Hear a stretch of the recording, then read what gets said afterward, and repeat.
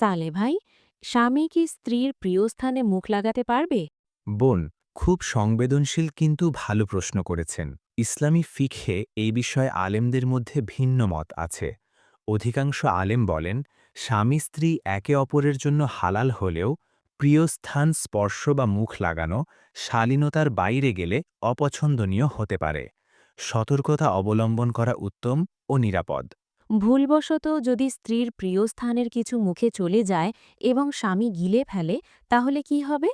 বোন, এতে ভয় পাবার কিছু নেই। ভুলবশত যদি এটি ঘটে, তবে এতে দাম্পত্য সম্পর্ক হারাম হয় না।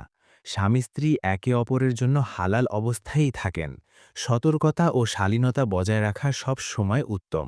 সংক্ষেপে নিরাপদ কথা হল, স্বামী স্ত্রী একে অপরের জন্য হালাল, তবে শালীনতা বজায় রাখা, পরস্পরের সম্মান রাখা এবং সন্দেহজনক কাজ এড়িয়ে চলাই উত্তম।